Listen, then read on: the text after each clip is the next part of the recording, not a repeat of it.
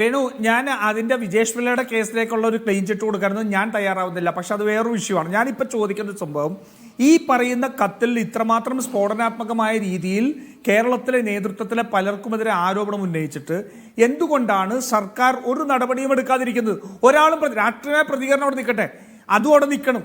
ഈ രാഷ്ട്രീയമായ പ്രതികരണം ഇല്ലായ്മ ഇവർക്കിതിനകത്ത് ഒളിച്ചു വെക്കാനുണ്ട് എന്നുള്ളതാണ്. നോക്കൂ, 2022 ഈ പറയുന്ന ഷർഷാദിന് പരാതി കൊടുക്കുന്നത്.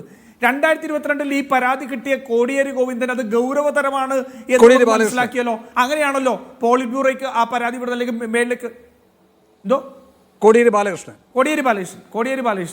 അത് അദ്ദേഹം മേളിലേക്ക് അദ്ദേഹം ആ പരാതി അയച്ചല്ലോ. അതിനുശേഷം ആ പരാതി സംസ്ഥാന ഘടകത്തിലേക്ക് അത് വിശദമായി ചർച്ച ചെയ്യുന്നതിന് വേണ്ടി അയച്ചു എന്നുള്ളതാണ് നമ്മൾ മാധ്യമങ്ങളിൽ നിന്ന് മനസ്സിലാക്കുന്നത്. സംസ്ഥാന കമ്മിറ്റിയിൽ ഈ വിഷയം കൊണ്ടുവന്നിട്ട് പോലുമില്ല. അതെന്തുകൊണ്ട് മേൽഘടകത്തിൽ നിന്ന് അയച്ചു കൊടുത്തൊരു പരാതി അന്വേഷിക്കാൻ പറഞ്ഞ് സംസ്ഥാന ഘടകത്തിന് അയച്ചിട്ട് അത് സംസ്ഥാന ഘടകത്തിൽ അത് കൊണ്ടുവന്നിട്ട് പോലുമില്ല എന്ന് മാധ്യമങ്ങൾ പറയുമ്പോൾ എന്താ അതിൽ ഒളിക്കാനുള്ളത്?